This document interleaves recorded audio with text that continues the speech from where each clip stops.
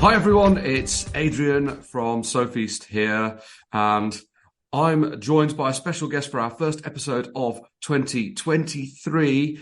Kate joins us once again on the podcast.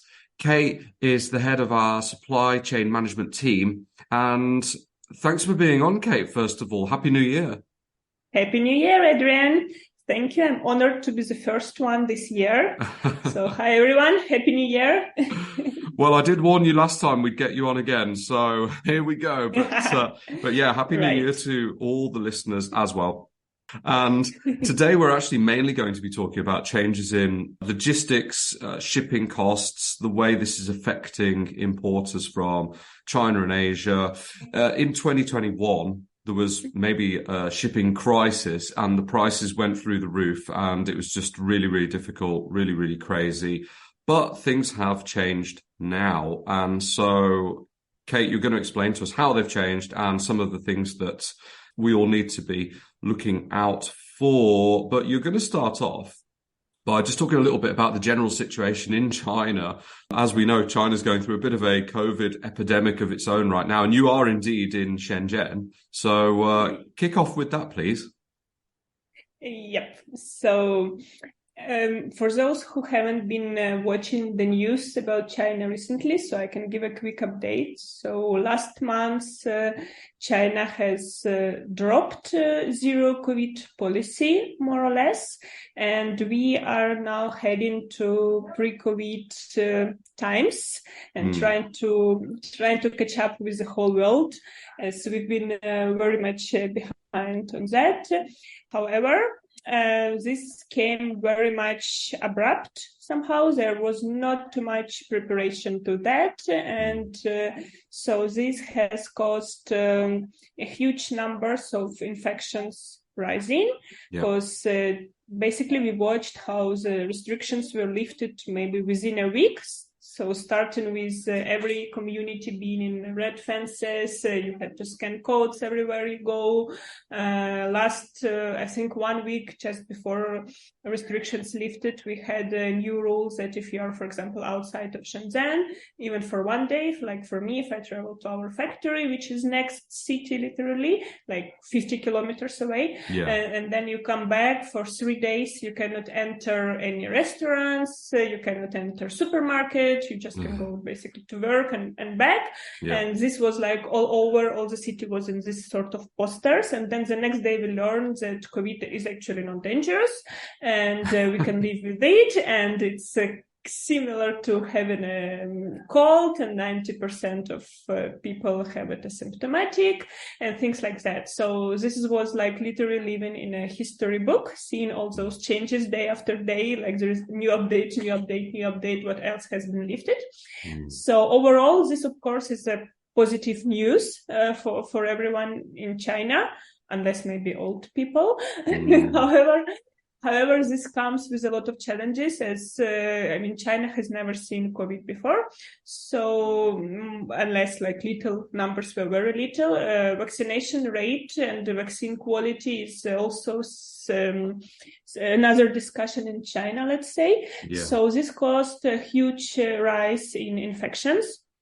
And actually, I think big cities, at least before New Year, like for the latest 2 weeks of December, like Shenzhen was paralyzed, more or less. Like at our work, I think like 90% of people were infected.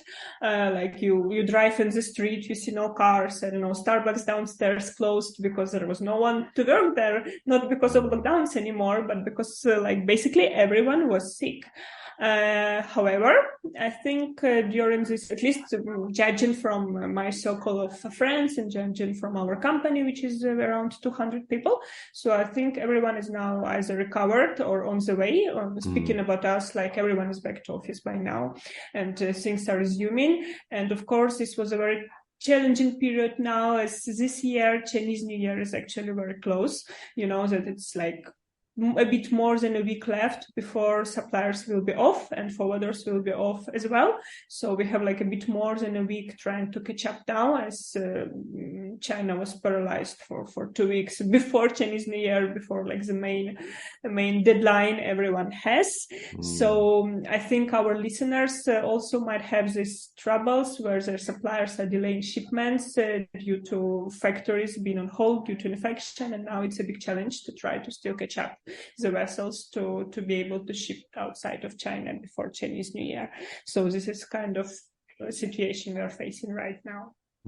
So the Chinese New Year period has kind of been extended then, because obviously it starts to sort of slow down and then shut down as we approach Chinese New Year. So it's kind of happening earlier this year. Yeah, exactly. So we have already situations with some factories where they did not open up after COVID. So basically they're still sick and they don't plan to resume until Chinese New Year. So they're just gradually going into Chinese New Year. And especially like big cities like Guangzhou, Shenzhen, Beijing, Shanghai, they started earlier with infections. So basically we are kind of already getting out of it, but then it went to smaller cities and they are either just starting or in the middle of it. And then for them, their workers already left somewhere, so they have no opportunity or they don't want to resume, so they will just open up after Chinese New Year. That's challenge of this year. That's crazy. That's the situation in my wife's hometown, Huizhou, which listeners may or may not know. That's not far from Shenzhen. Actually, it's a smaller city in Guangdong, and they do a lot of manufacturing there, don't they, Kate? But they're really in the middle of it all at the moment. So Shenzhen's kind of coming out of it now, but everyone in Huizhou is still really struggling with it, unfortunately. Okay. Well, that's good information from on the ground in China, because I mean, like here in the UK, we've been living kind of a normal life post-COVID for probably more than a year. And so this kind of takes me back to the start of 2021. It's kind of like that in China, where people are struggling to see doctors and there's not enough masks around and not enough medicine and whatever. I mean, it was like that. And if you're listening from the West, you'll be thinking, it was like that. But no, China's now a year or two ahead of us in terms or behind us, in terms of it. Okay. So we've spoken about the effect on Chinese New Year dates. Obviously, this isn't going to be welcome news if people were hoping to get one last shipment in before Chinese New Year in some cases. In terms of logistics, I mentioned before, in 2021, I mean, it was really a terrible situation. What's the current situation now? So the negative thing is that your shipments may be delayed due to the situation we just discussed. However, the positive news is that shipping prices are decreasing. And actually, I think they went a full round trip since the beginning of COVID-induced consumer boom. I think from 2019 it started, and then whole 3 years. The peak was about 2021. It's where logistic almost collapsed, and now we are back to pre-COVID shipping quotes. So this is like massive. I think it's like the index is 93% down from its all-time high in September 2021, which was the highest rate. So now it's almost back. So the cost is decreasing, and it keeps decreasing, and it will be decreasing. We can talk a little bit more about it later. What we will also see is that port charges and all this kind of maintenance charges will also be decreasing. I know that that's not the case yet. So whilst freight cost keeps decreasing, those port charges and everything that add costs, they're still trying to stick to the price. But of course, this will change. So price might even go cheaper after Chinese New Year. So this is a positive news. Another problem that we faced during the logistics crisis caused by COVID was a huge number of containers in lines queuing in ports, especially outside US, waiting for the lines to be discharged. And this led for shipping time to be within, like we had shipments who were sailing from China to US for 80 days. So like the shipping times it was very expensive and very long. So because a huge number of containers were waiting in lines at US ports to be customs cleared and to be discharged. So this was a problem on the US side. And also there was some time in China as well for all the COVID regulations and customs check that also took a big part of this time. So right now I know that, in China, of course, it will be faster because a lot of restrictions would be lifted, but also the situation is improving in US as well. So what I know that for example, if you're talking about LA or Long Beach, right now there are no containers waiting offshore. So there are no lines anymore. So the containers do not need to wait for clearance. So this has been fixed. Wow. However, it's Southern California that has it best. There still are lines in North America overall, but the situation is improved a lot. So when we've read before about hundreds of containers waiting outside, but right now this can be like 20 or 30 containers in the line. So that's still much faster, and it will be back to normal soon, I think. So that will be resumed fast. So that's another thing that is improving. If we talk about numbers, so current container price to LA, for example, for a 20 GP container would be less than $3,000. So it would be around 2,800. Wow. And if we are talking, that's like pre-COVID levels. And if we are talking about 40 high cubes, that would be a bit over 3,000, so like 3,300. This is cost insurance and freight to LA port. And as to timeline, it's about 35 to 40 days. So that's almost as before. So I think it's like extra 5 days or so, like extra week still. But it's still not 80. You can also take a fast vessel, but that will be double cost. That will be 18 to 20 days, but the price will be double. But standard vessel time would be 35 to 40 days, which is not bad at all. And I think once container lines will be cleared on the US side, we will have it even faster. So this part is very, very optimistic, I would say. And once China is, I think, like after Chinese New Year, situation should be improving more, as generally prices are higher on Christmas and before Chinese New Year. So even if we have this pricing right now, it will be decreased after Chinese New Year. And especially also China would fight massive COVID situation, and things will be improved. So we can expect even better situation after the CNY. Okay, that's good. I can't believe the costs have come down so much. I mean, what was it? It was like over $20,000 or even more? It was around 20,000 and sailing for 80 days. This price. Wow, that's crazy. Good news for everyone except shipping companies. Exactly. Exactly. Which I'm sure they won't get a lot of sympathy from most manufacturers, importers. Okay, cool. Well, that's excellent news, and it's good to have a good news story for once. Now, so the next point then is current challenges you're seeing in logistics. You've just described a better situation in terms of cost and getting back to normal in terms of shipping times as well in some cases, but there are still challenges around, right? Yeah, so there are still some challenges that we are facing, and I think we will face them in 2023 as well. So one of those, as I already mentioned, shipping times right now are still longer than pre-COVID times, and this has some reasons. So one of those is that right now shipping lines have too many containers So pre-COVID time required shipping lines to ship more. No, not pre-COVID time, sorry. Like during COVID, there was a consumer boom, and also the logistics price pushed shipping lines to buy more and more containers to ship more and more.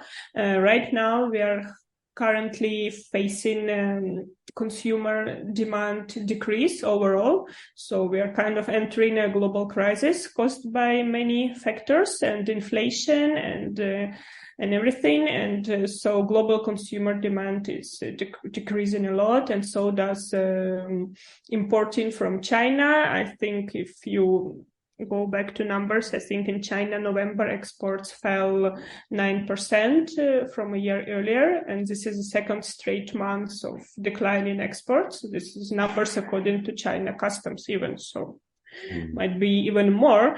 And so therefore number of goods that are shipped from China is decreasing, and at the same time the shipping lines do have a lot of containers still, and those are stuck in ports, those are stuck in depot, and so shipping lines they're missing or canceling their schedules because they don't have enough containers to put on their vessels.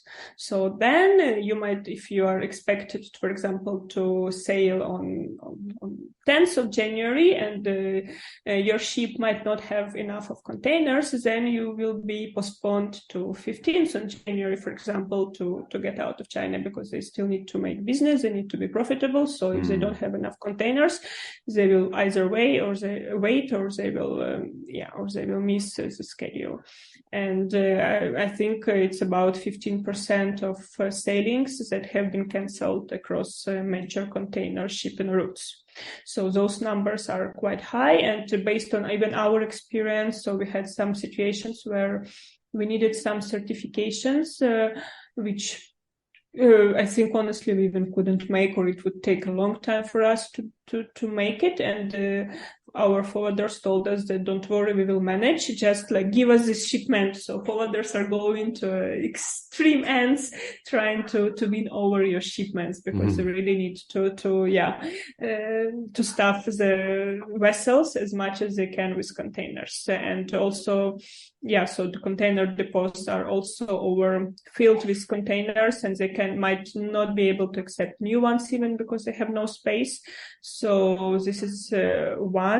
I've learned that another one is about workers. So right now there is a lack of workers at the ports of loading in China. So that also delays things. For example, like French liner CMA CGM, which is quite famous, told customers that they will restrict bookings for shipments at southern China in early 2023 due to suspension service by feeder and barge operators through January. So for those, people are either sick, or they also, companies this year try to send away the workers to their home cities as much as possible before they get sick. So it's not enough people operating at the ports, and so it's limited number of vessels departing in January. But this one, I think, will be fixed after Chinese New Year. So I think this is a temporary problem. However, the problem of declining consumer demand and overloading of containers, this will stay, which is good for importers from a point that price might go more and more down. However, the sailing times might still be extended because vessels will not sail empty, so they will wait until they get all the containers. So we hope the global economy will get better, and then this will also influence the situation. Yes. Oh, it's definitely it's definitely the effect of that is being shown in the UK for sure. We have a lot of inflation here, and just buying stuff, it's gotten a lot more expensive. And I know it's not only the UK, I think in a lot of Europe as well, this is certainly the case. And so people aren't people are probably trying to save money where they can, which leads to, less consumer goods being purchased. So, yeah, I can definitely see the correlation there.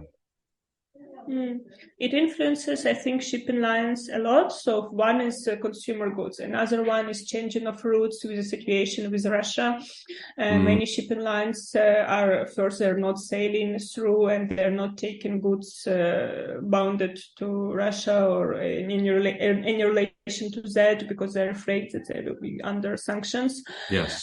So that also, and also they're not able to ship goods over there, and that was a still huge part of their revenue was shipments to Russia. So and then at the same time we have a logistics cost going down. So I think that next year we will see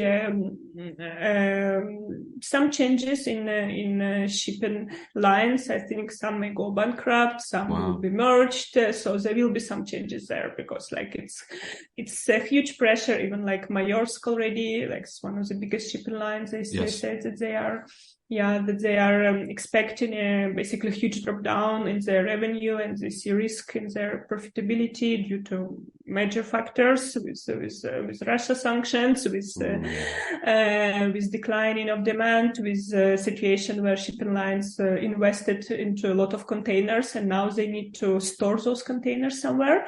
And actually, some ports already started to charge for this storage. I know, like in Port of Houston, for example, they started to charge for storage if containers stored over 7 days. And you need to either it gets drawn in the sea, but you need to put this container somewhere, So that's a lot of challenges for shipping companies that might impact also logistics, sailing times, and also the options our importers would have next year to choose from, and so we will see. So these are the challenges that we are currently having.